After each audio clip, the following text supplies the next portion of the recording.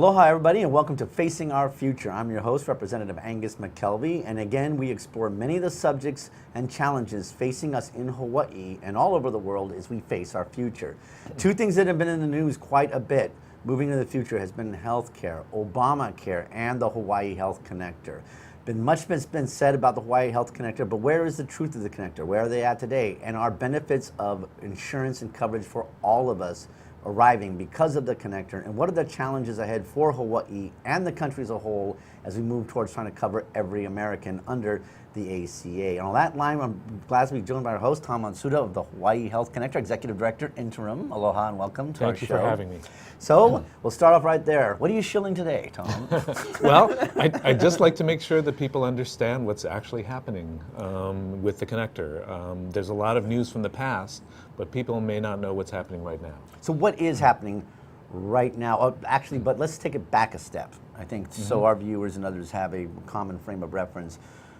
Give us a brief snapshot of how the Hawaii Health Connector, how it came out in Hawaii, and what were some of the challenges and misconceptions and issues that arose as the connector moved in. One of the biggest endeavors on the internet platform ever in the history of Hawaii, right? Right. Well, it started back in 2010 when the ACA was passed, and every state in the country has to put up one of these health insurance exchanges. Either the state can choose to do it by itself, or states can go to the federal exchange, and Hawaii was one of the 16 or so states that chose to do it themselves. The really important reason for doing that is to protect our existing system under the state law called the Prepaid Healthcare Act. And that's still maybe the most important issue for Hawaii, is how do we continue to take advantage of this great state law called prepaid. The Health Connector helps to do that. We wouldn't have that kind of protection if we had to go to the federal exchange. So that's why we set one up here. When you say federal protection, I mean, as to prepaid, what exactly do you mean by that? I know because of prepaid, Hawaii had one of the lowest uninsured gaps in the United States.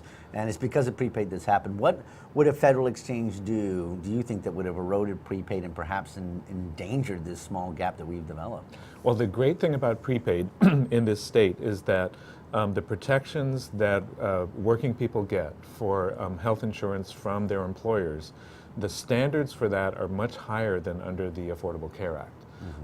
And so if we have to go to the federal exchange, it's one size fits all. They won't accommodate unique state laws like we have in Hawaii. So the standards for healthcare benefits and protection that we have right now would actually drop. And that's what we want to avoid. So under this, a federal exchange, you'd have plans that could be sold, for small businesses that would no longer be under a prepaid mandate per se, which of course takes away coverage of many of our workers because it's mandatory. That's right. And it would also, you have a situation of benefit poor plans that don't meet the standards of prepaid now. So in essence, you could have an under coverage issue occurring as well, right? Right. And so what people who have insurance right now under prepaid would see is they would be paying more out of pocket for their own insurance through their employer, and the benefit levels would be less. So they would have to pay higher copays, the deductibles would be higher, and the kind of coverage that they get through their health plans would not be as good. So we don't want that to happen. No. We want prepaid to stay in existence. Well, prepaid has been in existence since 1974, and the proof is in the pudding. The Federal Facilitated Exchange has been often called the afterthought of the ACA, because under the ACA, there was no Federal Facilitated Exchange. The states had to set up their own exchanges. How did this exactly come about? I mean, did the White House look at this and states were not refusing to carry out the ACA and set up exchanges, which is why they created this federally facilitated exchange? Because it's not in the Act. Well, my understanding is that they set it up because many states didn't want to go through the hassle and the expense of setting it up. But my opinion is that was short-sighted, because every state situation is different. Definitely. Hawaii is a good example of that. And so I don't know how the choices were made or why that decision was made back then, but I do know that Hawaii made the right choice in choosing to set up its own exchange. Well, and they made the right choice if you look at the two court cases that have just come out of both Richmond Circuit, I believe, as well as the Washington, D.C. panel. Of course, it's only a subset of the whole court. Right. One saying that the federally facilitated exchanges, because they're not under the ACA, cannot go turn around and give out the tax credits. And that's an important whole component of this, is it not? Is the tax credits? It's a very important component. Just to give you one example, we estimate that in the first year of operation for the first open enrollment in our system at the Hawaii Health Connector, we were able to process tax credits for individual consumers that reduced their cost of premiums. And if we added all that together and we annualize it, we think that the people of Hawaii probably saved over $8 million in premium costs that they would have had to pay out of pocket. The case that you're referring to out of the DC Circuit, if that case ultimately becomes the law for the federal exchange, those people in Hawaii, if we had to go to the federal exchange, would lose all of that benefit. So all of the people, yelling and screaming about federal exchange, be they, private interests, health insurance executives, certain U.S. congressional people, even from our own state, saying, get rid of it, let it go, let the federal exchange come in, really, even though it seems to be like such a simple answer, it really, in the end, is the wrong answer for Hawaii on several fronts, right? Well, we've covered the two main reasons. We potentially could lose prepaid, which would be bad for workers in Hawaii, and then the people that are saving all of these these premium dollars because of the tax credit, they would have to be paying more out of their pockets. Yeah, so I mean, let's just say that the state exchange was dumped, and the political pressure and rhetoric got to a point where it's dumped. Feds funds comes in, and you have people like, I believe, Stephen Nee from Waipahu, small Yes. business person who got the credits and used the credits to put it back into his business to cover everybody. He could potentially, if the exchange were to go bye-bye and a federal one come in, he could be out of luck if that court case goes to the Supreme Court and is held that way, because those federal subsidy credits that he was receiving would no longer be valid. Right. You're talking about one of our customers, Stephen Nee, whose family has owned the Waipahu's, the Nee Superette in Waipahu for over 125 years. And he told us that once he went through our system for small employers and got his tax credit assistance, he was able to increase the benefits for his workers, and he saved about 25% of his premium cost for this year. That's a huge number for a small business like that. And you're right, if we lost the connector and it went to the federal exchange, he would not be able to realize those tax benefits. And that would have a huge impact on his company. Well, that brings up a point that has come up, on the uninsured gap. There was a hearing done recently, or informational briefing, where it was discussed. I mean, first of all, the connector, although it had a rocky start, a rocky launch, and we'll talk about more of that later, but one of the things that came out was our uninsured gap was about 10% in Hawaii, and it's now close to 5% because of the enrollment and Medicaid expansion that took place during the first enrollment period, right? Yeah, I think the starting point was around 9%. And what we heard at that briefing from our insurance commissioner is that they now estimate the rate has dropped down to 6, maybe 5.5%. And he was our guest like last week, so we definitely we talked about that and put him on got him on the 5%. But the underlying, I think, thing for the public and for everybody else is, even though we had a small gap, we were able to actually close it further, to get closer to the 100%. Right, and our goal at the connector is to keep reducing that number, hopefully down to 0, as soon as we can, so that everyone in Hawaii has insurance. One of the theories that's come up, during the pursuing of trying to close this gap of uninsured, which is important to everybody, because those people come to the hospital to get care in the emergency room, which is expensive for everybody. Right. I mean, that's the big driver. One of the things I guess has been said is that it exposed a weakness of prepaid, and that is there's a lot of people, and one of my colleagues had a constituent from Waianae who experiences that they don't work 20 hours a week in one job. They work 19 or 10, and so like many of the people that are in Hawaii, they have 2 or 3 jobs at part-time below 20, and a lot of companies do this, called houring down, to go ahead and not have to pay prepaid. You had a situation where she was working 3 jobs below the hours in all 3 and unable to get any health insurance. And that was seen as a potential remaining sector of this uninsured gap, and it also exposed this issue, this shortage of prepaid. Do you think the ACA and the connector, by being read together with prepaid, has come in to be able to shore up this hole, what people call the hole in prepaid? Oh yeah, many of our customers were in exactly that situation when they went through the first open enrollment. And we heard stories from our marketplace assisters, our folks who are out there in the community helping people to enroll, Many of those folks who came for help were in exactly that situation, where they're part-time. Some of them were holding 2, 3 part-time jobs, just trying to support their families, and they had no insurance through their employment.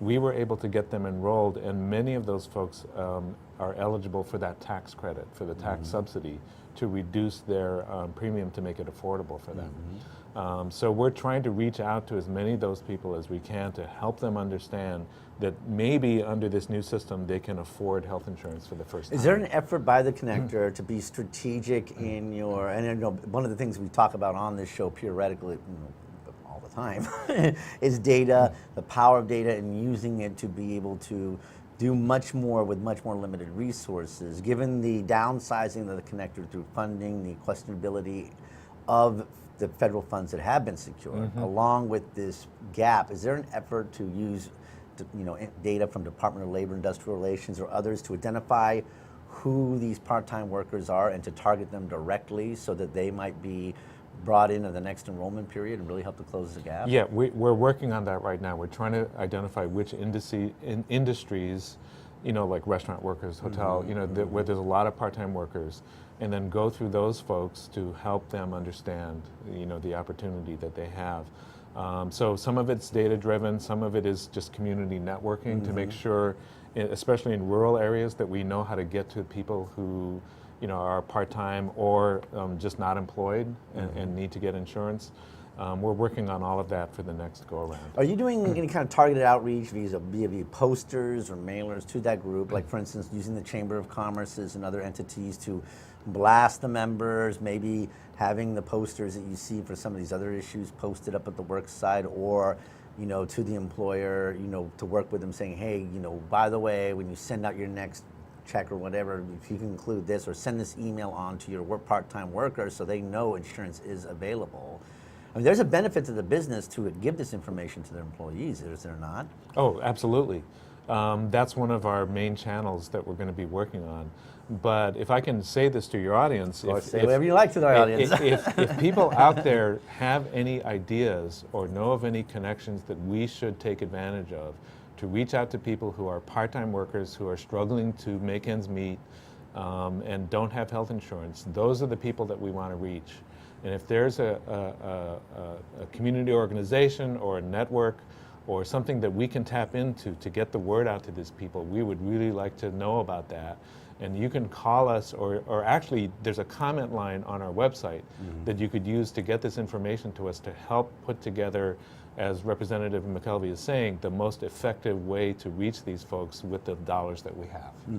And the thing is, and that's the key thing, is reaching the folks with the dollars that we have. Right. One of the other big gaps has been identified, has been potentially been on the Medicaid side of the, and of course the issue of the, for instance, the Micronesian question comes up. Many of them are possibly Medicaid eligible, but they're not in the system yet. Are you working with other entities like the Human Service Department or something to help to focus Medicaid expansion along with the enrollment that you're doing at the individual small business end? Yeah, we have been coordinating with the Department of Human Services and the MedQuest program all the way through even the first open enrollment. It was rocky at the beginning, but we're smoothing out the process and we're making improvements for the next open enrollment that's coming up. But we really want to try to really direct people to the right place. So if you're Medicaid eligible, you go to DHS. If you're eligible above Medicaid limits and you're going to our system for commercial insurance, we want to try to get people to those places as fast as possible. But we are working with them very closely. And many of our call center folks and also our assisters out in the community are actually working directly with Medicaid eligible people to direct them to the DHS system.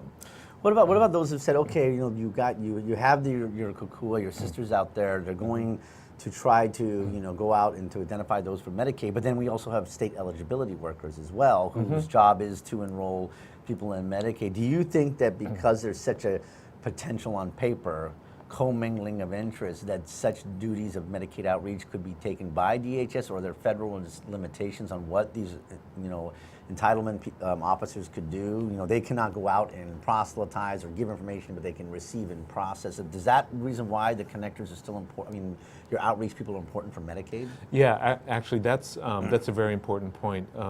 the federal funding rules for Medicaid and for the connector are very strict. So we cannot use any of our federal funding to pay for services that benefit Medicaid recipients. So we have to work that out with DHS to make sure that the services are being provided in the right way. But we're still trying to coordinate as much as possible so that ultimately the most important thing is the people in the community, right? And we want to try to help them to get to the right place, whether it's the connector and commercial insurance or DHS and Medicaid. We're just trying to help people to get to those resources as efficiently as possible. Coordination, computers. The big story ahead as we come back from this break with joining us with Tom Matsuda is computers in the connector. Is the IT solution or part of the problem? We'll be right back after these words. Aloha, this is Keli'i Akina. It's my privilege to be the host of Ehana Kako, a weekly program on the ThinkTech Hawaii broadcast network. Ehana Kako, what does that mean? Well, many people have heard of E Pule Kako, let's pray together. Ehana Kako means let's work together. Let's work together to build a better economy, government, and society. And every week, Monday from 2 to 3 o'clock, you will see movers and shakers and other people who are working together to build a better economy, government, and society. Again, I'm Keli'i Akina on the Ehana Kako weekly program on the ThinkTech Hawaii broadcast network. Aloha. See you here Mondays 2 to 3. Aloha, everybody. Welcome back to our show. I'm Angus McKelvey, your host for Facing Our Future. And today's subject is the connector, trying to expand health insurance options across Hawaii in a new era in a way which everybody can have the coverage they deserve. One of the issues that came out when the connector enrolled was computers, the bills, the way it operated, and of course the frustration of many in the community that maybe it wasn't ready for prime time. Tom, thanks again for joining us. You know, the rolling out of the connector was a very monumental thing, a very short timeline given, is one somebody says it takes 5 years usually to put systems like this together. Do you think, looking back, that the rollout of the connector, the troubles it had to do with the implementation of this huge IT system, and what lessons were learned during that period that are trying to go forward with, so in the next enrollment period, these issues don't raise their head again? Well, there were lots of lessons learned, but I think the most important factor was that the deadline never moved, even though many states, not just Hawaii, were not really ready to have a complete system, working from end to end on October 1st. I think if hindsight's 20/20, if you had a chance, to do it over again, you might have extended the deadline. But that's water under the bridge. What happened back in October and November is in the past. What we've been doing since then, especially since I started in this position on last December, is to really fix as much as we can of the functionality to make sure that all of the key components that are required under the law are working. And most importantly, to make it easier for the consumer to use. So we've put in a lot of fixes. We've had more software releases in the past 3 or 4 months to accomplish those goals. And I think if consumers went on to the system back in October, I know that it was very difficult and very frustrating. If they come back to it this time for the next open enrollment period in November, I think they're going to see a lot of improvements, and it should be a lot easier to use. Just one example, when you're filling out a form online and you hit send, and you see that little circle that's spinning while the thing is processing. The multicolored tortilla. Yeah. Yes. Back then in October, when things were really rough and the system wasn't working as well, you would sometimes sit there for 10, maybe even 15 minutes in one. Not me. Yeah. And in other cases, maybe 2 or 3 minutes, but that's still too long. That is way too long. Right. What we're trying to do is get it down to the industry standard of, let's say, 3 to 5 seconds, which is much more, for processing a complex process. And we're hitting that target much more of the time now than we were. There's no more 15-minute waits for any of these steps in the process. The other thing that we're doing is we're rearranging the functions on the screen just to make it more easy to use, more intuitive. And I think that's especially true on the small employer side. Recently, we've put in some fixes to help that to be easier. So I really just encourage the audience, if you had a bad experience last time and you have not gone back to the system since then, when we get to the next open enrollment on November 15th, come back to the system and try it again, and I think you'll be pleasantly surprised. Well, it is water under the bridge, but as I like to say, still waters run deep. And one Right, of those right. waters running deep was the, approximately 56,000 people had applications in line in the connector, but they were never processed out fully, and so therefore didn't make the open enrollment deadline. What were some of the issues, that resulted in this? And one of them has been the interplay between COLEA, the Department of Human Services computer eligibility coverage software, and the connectors. Was that one of the big reasons why you had this drop off? And is there an effort to go back and try to identify those who were didn't make it all the way, they didn't have questions asked or information received, to get them to close the gap if they're still interested? Okay, let me answer the last question first, and then I'll get to the other one. When we received, well, the way the process works is people who need financial assistance for health insurance have to go through the Medicaid system first to get a Medicaid denial, and it's only when they have the denial that they can come to us to try to get commercial insurance. And the problem that happened was not really anyone's fault. It was the way the rules were set up. Because for Medicaid applications, if someone wants to submit a paper application, the Medicaid agency has to accept that paper application. But of course it's paper, it's not automated, so it takes a lot longer to process that, sometimes as much as 45 days. And people didn't know as they were going through that process what the status was. So there was confusion, and we tried to get the information out, but sometimes people just dropped out of the process. It just took too long. And then when we received the information, if there was a Medicaid denial, then we had to reach out, back out to people to get if there was any missing information for our part of the process, and that was another delay. But I can tell you that whatever the backlog might have been at that point, we've cleared it up. We actually cleared up the backlog some time ago by sending out additional notices by email, by regular mail, or by telephone to those folks to try to make sure that we pull them back into the system. The folks who came back to us, we were able to process them and get them enrolled. Many people chose not to respond. And it might have been out of frustration, it might have been that they got Medicaid, we're not really sure. But we're just hoping that the next time around people understand that we're trying to streamline that system and make it a lot faster and easier for them to get through.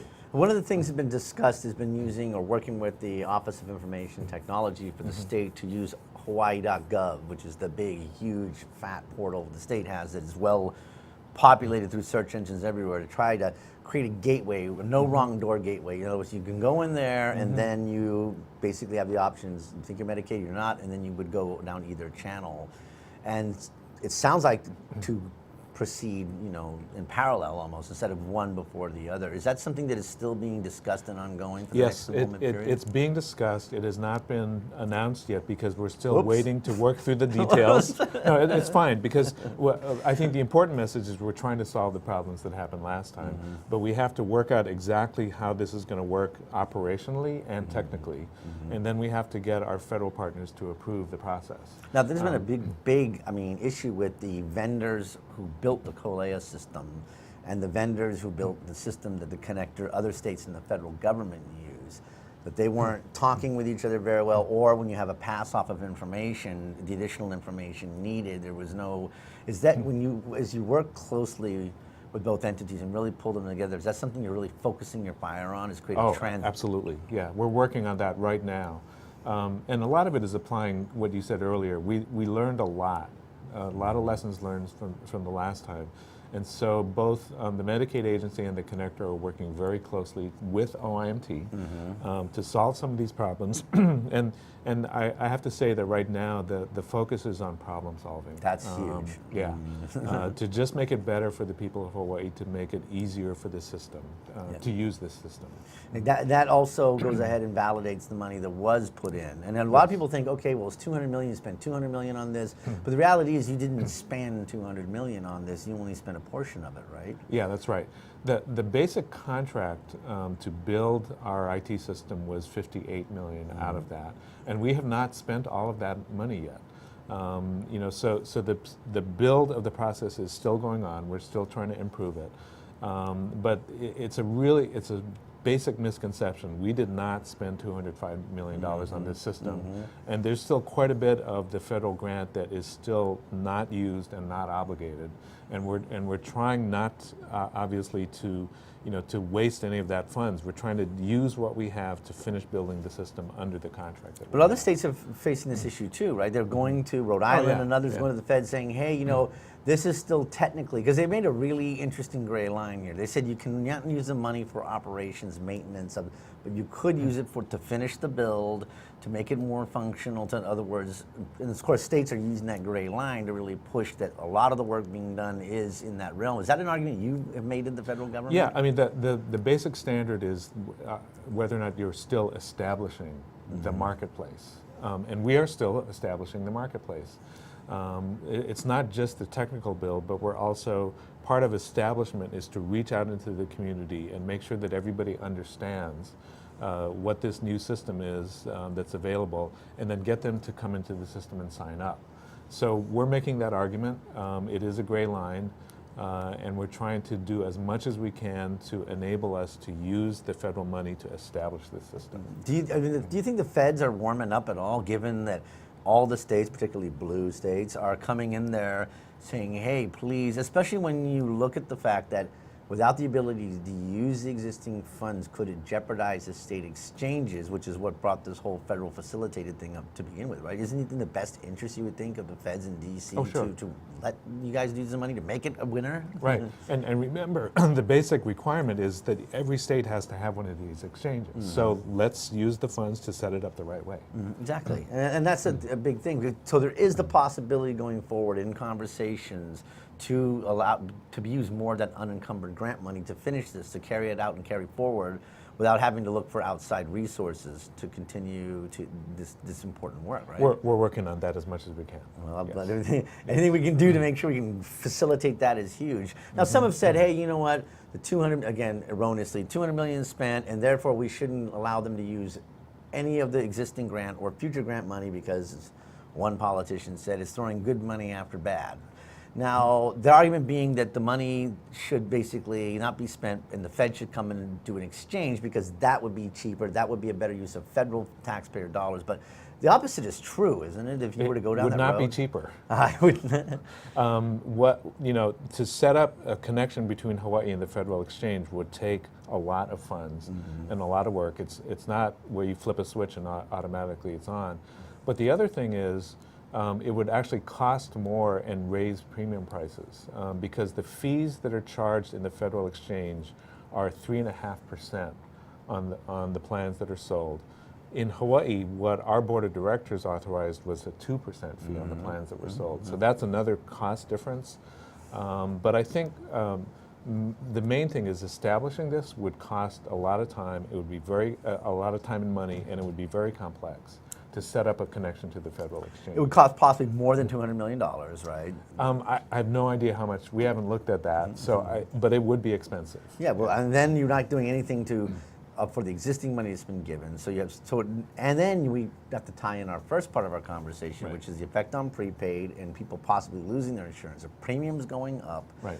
And then the issue that they may not even get the tax credits that makes this so valuable to begin with, right? Well, and the other issue is we spent all the money so far to build these systems. They are functioning. They're working from end to end. Most of it is automated. There's a few pieces on the back end that we're still doing manually, but we're working on those pieces too.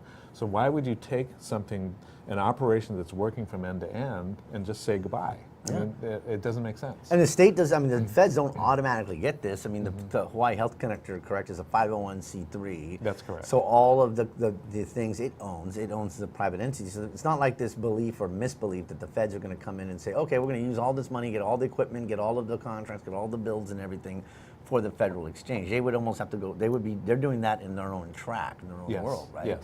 So you have this valuable software. Now, one of the things you guys have done in tweaking and working your software has been the small business side of it. Yes. SHOP, as it's known, by its acronyms, has been something that's actually garnered praise for Hawaii and the state exchange, particularly since the employer mandate, which is based upon prepaid, has been suspended on the mainland.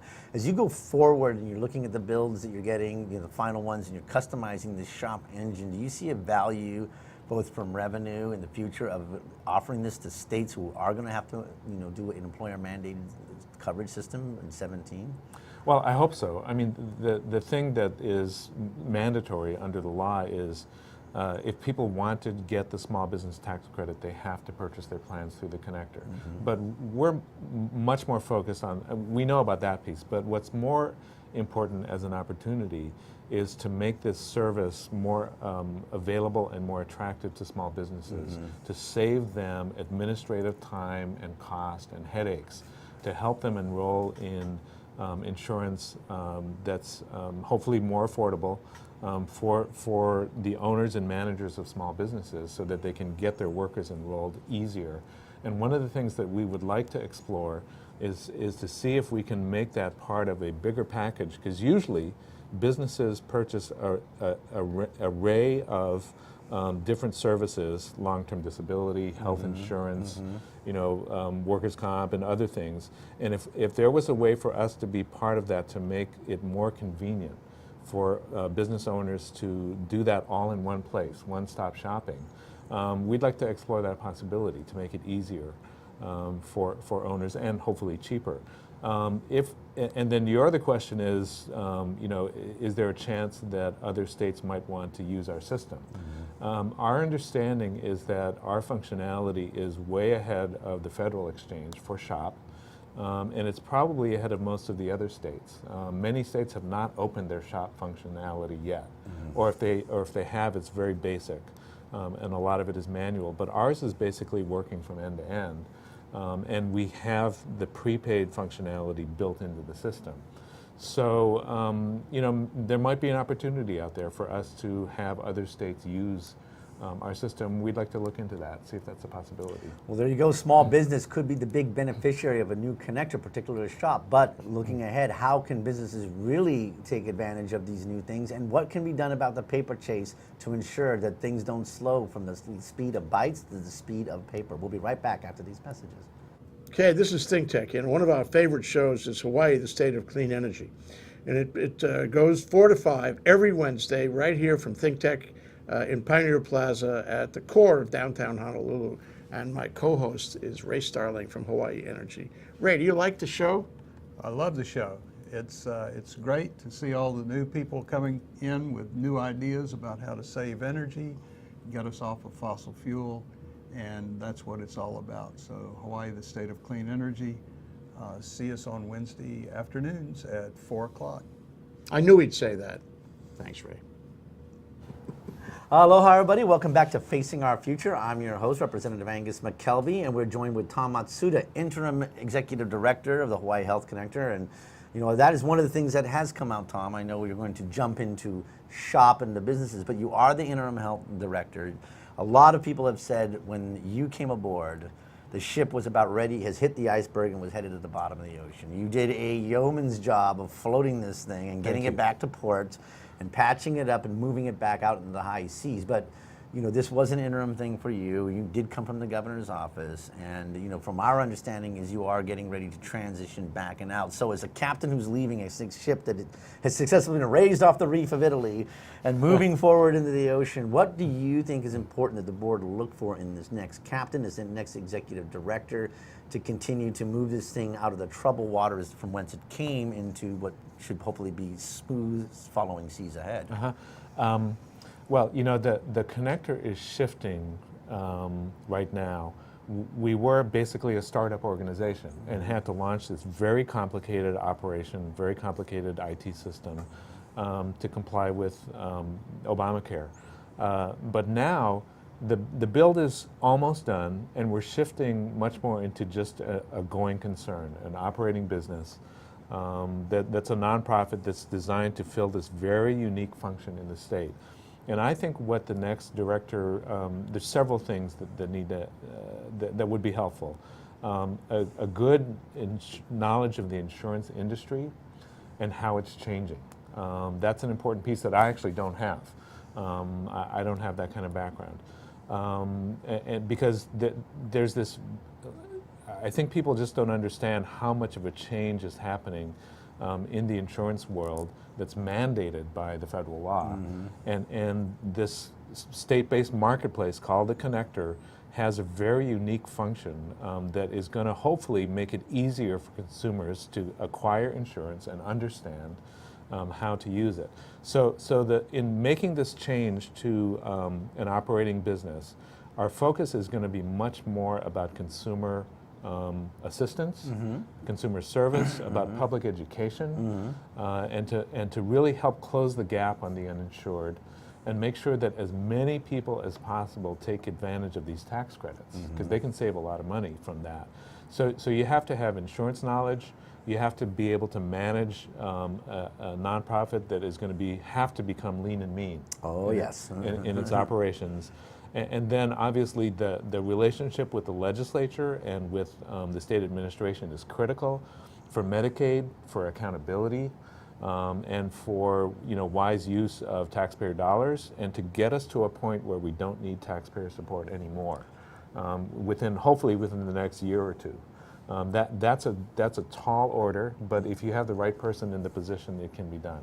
Definitely. And speaking of that, to building leaner and meaner nonprofit to create value, some of the things that have been identified is the fact you do have this portal that has quite a dominating space with potential for revenue opportunities. But one of the things that's been discussed about, again, we go back to the shop small business, that there are some things in the works to create real value for small businesses, which some have seen going forward as the new meat of this future connector.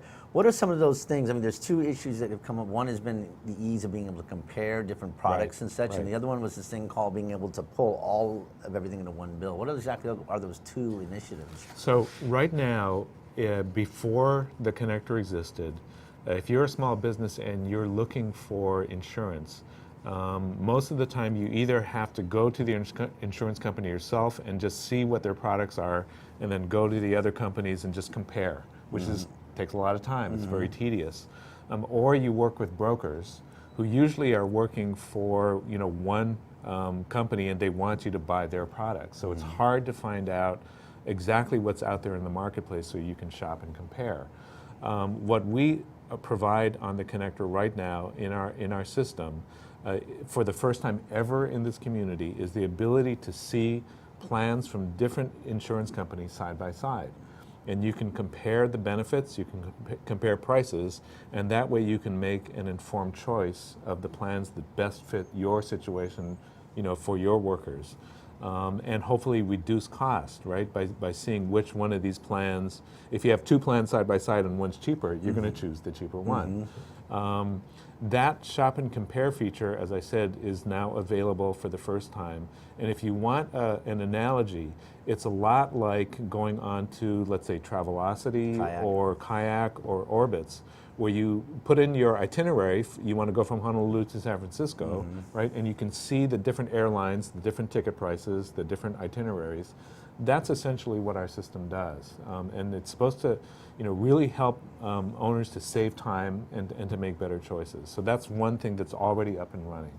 The other piece that you referred to was what we call premium aggregation. So if you, as the business owner, want to choose, let's say, a PPO plan and an HMO plan from two different insurance companies, and you also want to choose a dental plan, which is available through our system, what we can do through premium aggregation is put all of the bills for those insurance plans into one bill, so that you don't have to write separate checks, and we'll send it to you. That function is happening right now in our system, and it's meant to be a time saver for employers. We also can update your roster because businesses have turnover.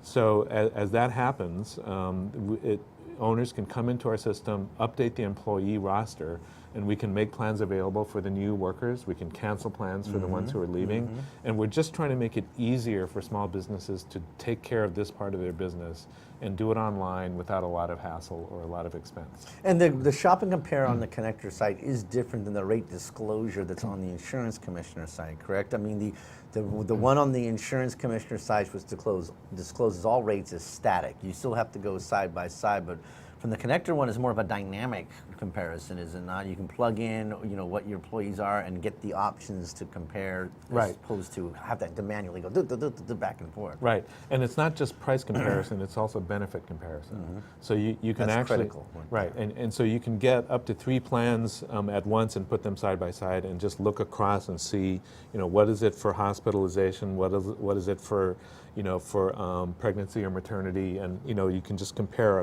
across and see what the real value is for the price that you're paying.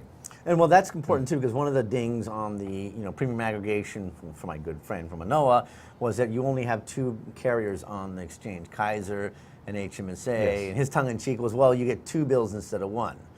So but it sounds like the value is being able to really cross-mix the different products that the Yes. carriers are putting out there, which is a huge difference. So it's not just you have 2 carriers, 2 bills. There's a lot of products from those carriers offer that if you were to get separate billings for everything, especially from an audit paperwork standpoint, could be very problematic and time consuming, right? That's right. Each of those issuers, Kaiser and HMSA, has several different plans available for employers to choose from. And then there's also this feature that we have right now called employee choice. This is important. If an employer wants, they can select a range of plans that are available to their employees to choose, but they can choose one as what they call the baseline or the reference plan that the employer will pay for. But if the employee has a family situation where they want more coverage or higher level of benefits, they can choose a higher level plan and pay the difference in cost. And our system makes it easy for the employee and the employer to do that by aggregating the bills for these different plans, making sure we understand how much is paid by the employer and how much isn't paid by the employee. And then we interface that information with the insurance companies to make sure that everything's matching up. And we're able to provide that service right now. One of the things that come with the connector, and actually it's funny you mentioned the family expansion, employees with families, because that's where a friend of mine who has a situation, their interest was piqued. But when they asked about the connector and what it was about, and you try to explain it, and you can't help but get into acronyms and these terms, Right. their eyes go blank, and they said, Right. "You're just a blankety blank politician, talking head. You're driving me crazy. I'm going to the beach already. I'm tuning out." Right. And it seems that there's been this thing in the public to tune out, particularly since you can keep your old plan. You don't need to do anything. What are you doing to change the conversation, to break it down so the person on the street, the person who's working, all this time with their family can understand it quickly and easily, and how it relates to them and what benefit it is to them to check out the connector, to be somewhat involved of what is going on? What we're doing is making people, our staff and our kokua out in the community available to people so they can have a face-to-face, one-on-one conversation with somebody who understands how the system works so they can learn what the choices are. That's what I was saying earlier about customer service. So if people who are watching the show want to have that opportunity for a face-to-face conversation, the best way to do that is to go to our website. It's hawaiihealthconnector.com, and you'll see a button for Marketplace Assisters. And on that, you'll see a list of all of the community agencies that work with us where you can make an appointment. There's also a make an appointment button on the website as well. And we'll find the community agency that's closest to you. You can make an appointment and you can go in and talk to these kokua one-on-one to get your questions answered and also find out more about what's available through the connector. That's the number one thing that we're doing. The second thing is we have a call center available where people can just call this number, 877-628-5076. That's 877-628-5076. And they can also call this number and get those questions answered by phone. Toll-free number, right? It's a toll-free No number. long-distance rates apply? No long-distance rates. And no contracts or guarantees. Yeah, that's right. That's right. So it's really all about person-to-person information, so you don't have to deal with the website if you don't want to, and we'll help people enroll if they want to go through the process. Now, one of the things discussed or recommended was what they call inside website chat live chat. You see it on all the websites, for instance, AT&T, whatever, where you can just, if you have problems, questions, even the FAQs may not answer, you click on it real quickly. Is that being implemented as a way to reach out to people as they work on the website, or do they have to use the phone in addition to? It is being implemented. I actually don't know what the status is or when all of that full functionality is going to be available, but we are working towards that. But the easiest thing is either phone or going in person to the Kokua. Okay, well, that's definitely something hopefully you guys will pursue. One of the things as we wrap it down here and we begin to close our time together, and thank you again for being on here, has been the waiver conversation. We've heard it come out during the session, the very beginning in February. You should get a waiver like other states were seeking. We should have gotten a waiver back when the administrations changed, and we should get a waiver now to basically get us out of the mandate of Obamacare because of prepaid and the load uninsured gap. There's a lot of misinformation. Right now, can anybody, state's governor or otherwise, go get a waiver, or do they have to wait for a certain time or process through the ACA to do that? Under the ACA, innovation waivers are available starting in 2017. They're not currently available as far as I understand it. So I think the basic misunderstanding is that something could be done now. You could work with the feds and try to get flexibility maybe on some of the existing regulations, but a full waiver is not available until 2017. So the waiver that's been discussed, what has been sought, is not available to 2017, but didn't we as a state position Hawaii in the best possible way to get the waivers right away by putting together all the stakeholders into an innovation waiver task force to get the ball rolling now, so when the gate opens, we're ready to go? Yeah, you're referring to the bill that recently became law. The task force was created through that bill, and it's going to be forming later this summer, as I understand it, and getting working on the waiver. Yes. Well, there were troubled waters at its beginning, but they're moving ahead, using technology to provide healthcare solutions for all of us in Hawaii. The challenges are still out there, particularly with the feds that change their mind and direction every day. But we as a state moving forward, using technology and our community, can get the best of both worlds. Once again, thank you for joining us for Facing Our Future. I'm your host, Angus McKelvey, and join us again next week when we take another exciting subject, controversial and time challenging, about facing our future. Aloha and have a great week.